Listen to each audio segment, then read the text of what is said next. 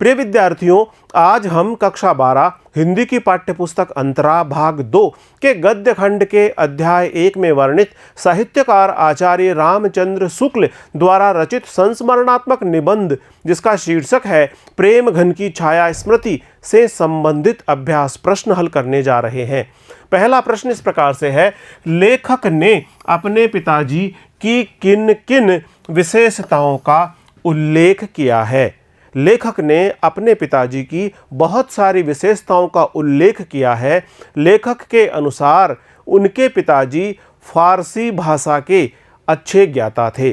साथ ही साथ उनके पिताजी को हिंदी कविताओं का बहुत शौक था। हिंदी कविताओं के भी वे प्रेमी थे। उनके पिताजी फारसी कवियों द्वारा कही गई उक्तियों का हिंदी कवियों द्वारा कही गई उक्तियों के साथ मिलान करते थे और इस मिलान करने में उन्हें बहुत आनंद का अनुभव होता था। उनके पिताजी परिवारजनों को एकत्र करके तुलसीदास कृत रामचरितमानस और कवि केशवदास द्वारा रचित रामचंद्रिका को बहुत ही चित्ताकर्षक ढंग से सुनाया करते थे। उनके पिताजी भारतेंदु जी के नाटकों को भी बहुत पसंद किया करते थे और कभी कभार उनके नाटकों को भी वे परिवारजनों को सुनाया करते थे। इसका उत्तर हम इस प्रकार से लिख सकते हैं, लेखक आचार्य रामचंद्र शुक्ल ने अपने पिताजी के बारे में निम्न विशेषताओं का उल्लेख किया है। वे फारसी के अच्छे ज्ञाता और पुरानी हिंदी कविता के प्रेमी थे। फारसी कवियों की उक्तियों को हिंदी कवियों की उक्तियों के साथ मिलाने में उन्हें बड़ा आनंद आया करता था।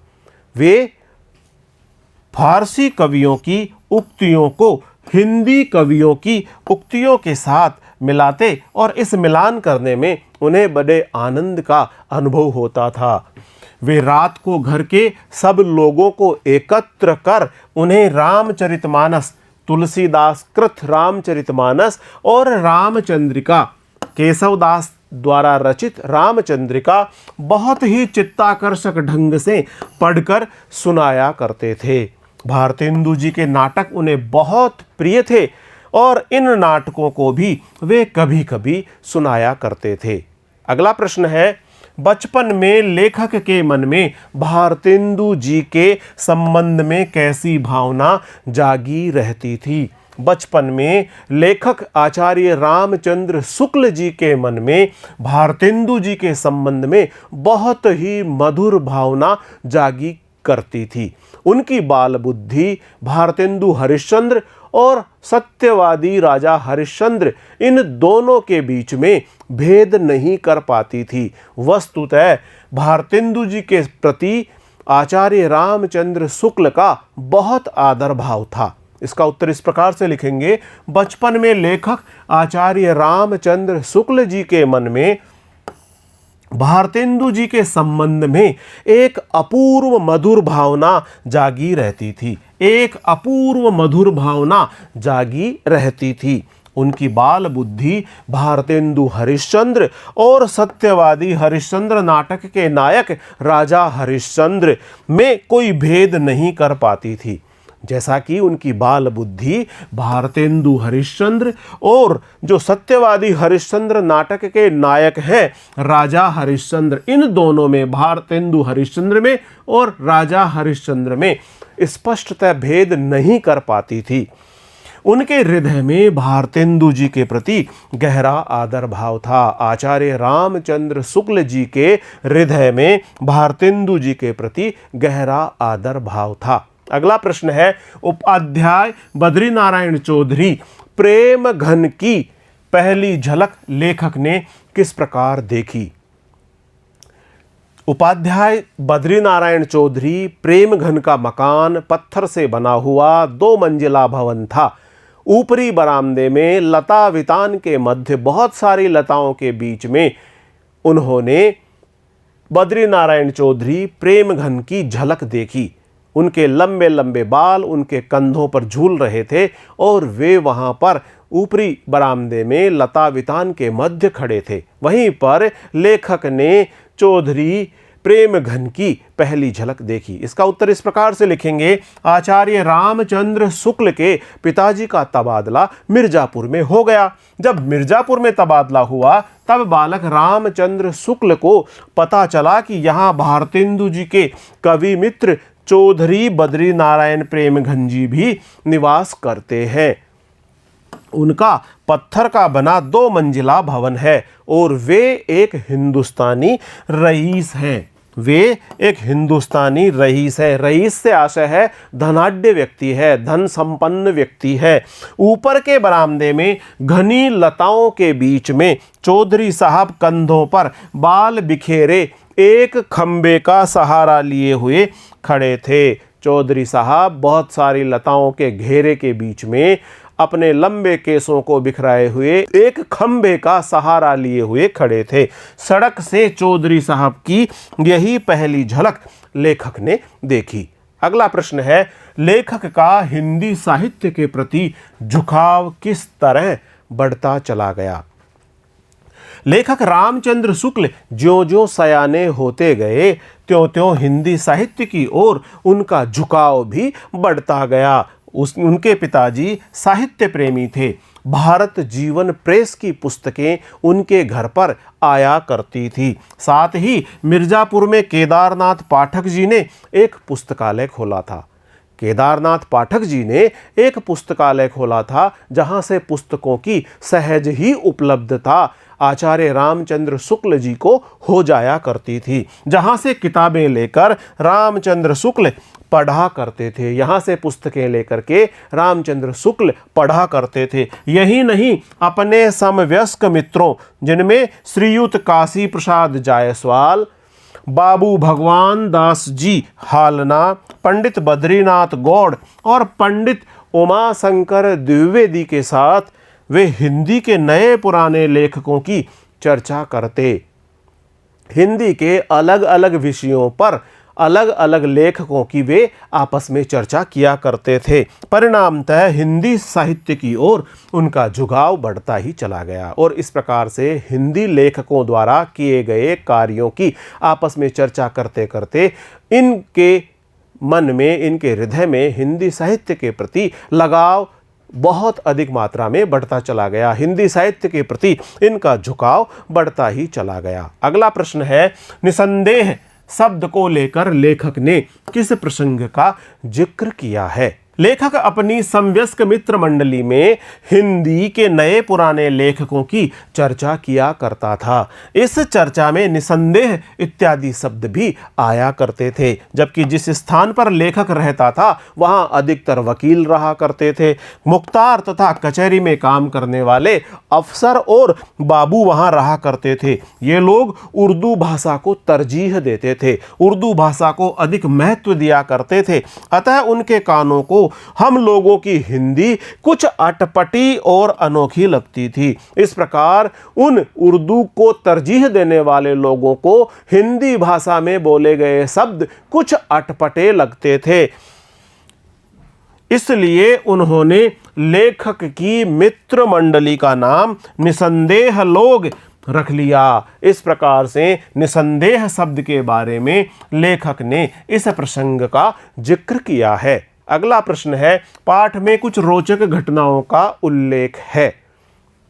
ऐसी 3 घटनाएं चुनकर उन्हें अपने शब्दों में लिखिए। पाठ में जो विभिन्न प्रकार की घटनाएं आई है उनमें से 3 घटनाएं हम चुन करके इस प्रकार से लिख सकते हैं।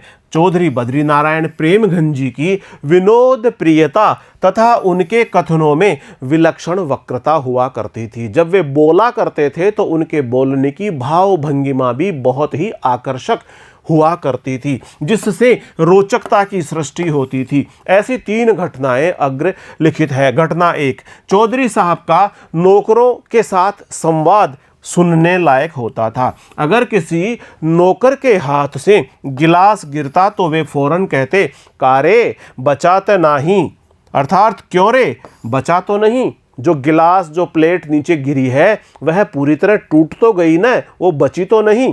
इस प्रकार से वे अपने नौकरों के साथ संवाद किया करते थे। घटना 2, एक दिन चौधरी साहब अपने बरामदे में कंधों तक बाल बिखेरे खंबे का सहारा लिए हुए खड़े थे।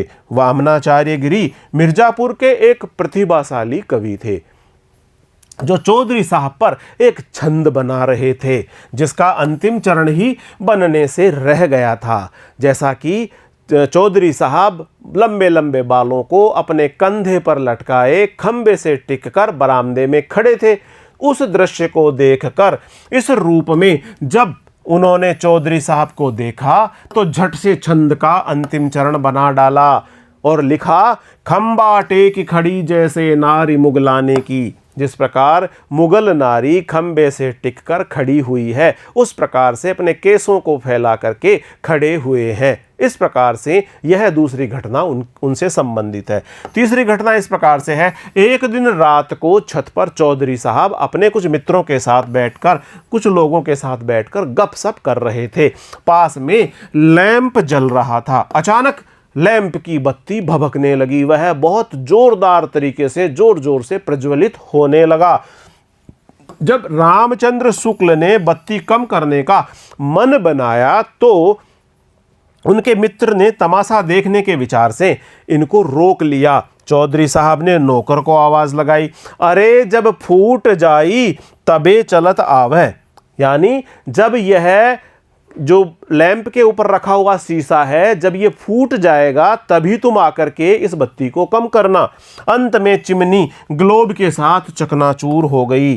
चिमनी से आशय है यहाँ पर जो कांच का शीशा लगा हुआ था उस लैंप पर वह चकनाचूर हो गया, पर चौधरी साहब का हाथ लैंप की ओर नहीं बढ़ा। अगला प्रश्न इस प्रकार से है, इस पुरातत्व की दृष्टि में प्रेम और कुतूहल का अद्भुत मिश्रण रहता था। यह कथन किसके संदर्भ में कहा गया है और क्यों कहा गया है, स्पष्ट कीजिए। इस पुरातत्व की दृष्टि में प्रेम और कुतूहल का अद्भुत मिश्रण रहता था। यह कथन बद्रीनारायण चौधरी प्रेम घन के बारे में कहा गया है। ऐसा इसलिए कहा गया है क्योंकि लेखक की दृष्टि में चौधरी बद्रीनारायण प्रेम घन के प्रति बहुत अधिक श्रद्धा थी और वे उनके बारे में बहुत अधिक जानने को सदैव ही लालायित रहा करते थे। इसका उत्तर इस प्रकार से लिख सकते हैं, उक्त कथन उपाध्याय बद्रीनारायण चौधरी प्रेम घन के संदर्भ में कहा गया है। वे भारतेंदु मंडल के प्रमुख कवि थे और नई पीढ़ी रामचंद्र शुक्ल जैसे लेखक और उनकी मित्र मंडली प्रेम घन जी को पुरानी चीज यानी पुरातत्व की वस्तु समझा करते थे। पुरातत्व यानी पुरानी चीज, बहुत मूल्य से भरी हुई पुरानी चीज को पुरातत्व से संबंधित चीज कहा जाता है और इस प्रकार वे चौधरी बद्रीनारायण चौधरी प्रेम घन को पुरातत्व की चीज माना करते थे।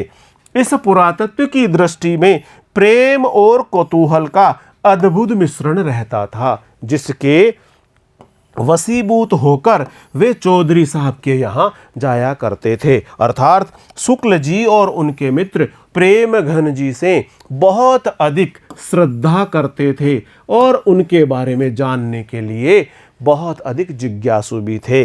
प्रेम घन जी से श्रद्धा भी रखते थे और उनके बारे में जानने को उत्सुक भी रहते थे।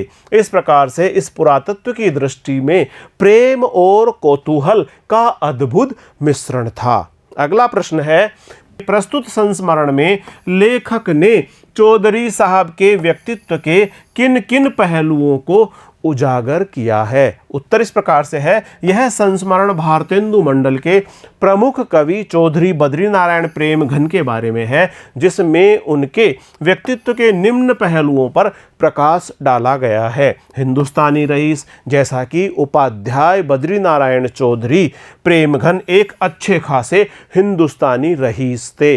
वे धनाढ्य व्यक्ति थे और उनके स्वभाव में भी सभी विशेषताएं थी जो एक धन संपन्न व्यक्ति के स्वभाव में पाई जाती है। जैसी रईसों में होती है वे सभी विशेषताएं उनके स्वभाव में मौजूद थी। भारतेंदु मंडल के कवि, जैसा कि बद्री नारायण चौधरी प्रेमघन भारतेंदु मंडल के कवि थे और भारतेंदु जी के प्रमुख मित्रों में से एक थे। वे मिर्जापुर में रहते थे और उनके घर पर साहित्यिक गोष्ठियां इत्यादि हुआ करती थी। अपूर्व वचन भंगिमा, जब वे बोला करते थे तो उनके चेहरे की भाव भंगिमा बहुत ही आकर्षक और अपूर्व हुआ करती थी।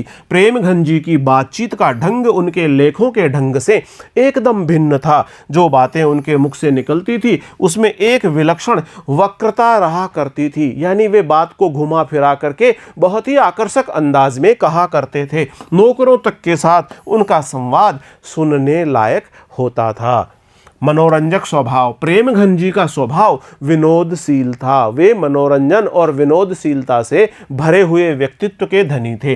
वे विनोदी प्रवृत्ति के थे और प्राय लोगों को बनाया करते थे। लोगों को बनाए जाने से आशय है वे लोगों को प्राय मूर्ख बनाया करते थे और लोग भी उन्हें मूर्ख बनाने के प्रयास में उन पर मनोरंजक टिप्पणियां करने की जुगत में रहा करते थे।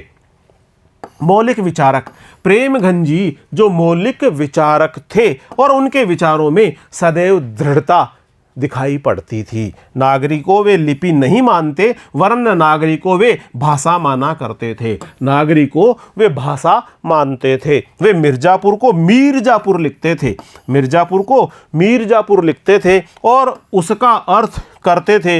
मीर से आशय है समुद्र, जा से आशय है पुत्री और पुर से आशय है नगर, अर्थात समुद्र की पुत्री लक्ष्मी का नगर। अतः मिर्जापुर का आशय लक्ष्मीपुर किया करते थे। समवयस्क हिंदी प्रेमियों की मंडली में कौन कौन से लेखक मुख्य थे? बचपन में आचार्य रामचंद्र शुक्ल के समवयस्क हिंदी प्रेमियों की मंडली में श्रीयुत काशी प्रसाद जायसवाल, बाबू भगवान दास जी हालना, पंडित बद्रीनाथ गौड़ और पंडित उमाशंकर द्विवेदी प्रमुख थे। अगला प्रश्न है, भारतेंदु जी के मकान के नीचे का यह हृदय परिचय बहुत ही शीघ्र गहरी मैत्री में परिणित हो गया।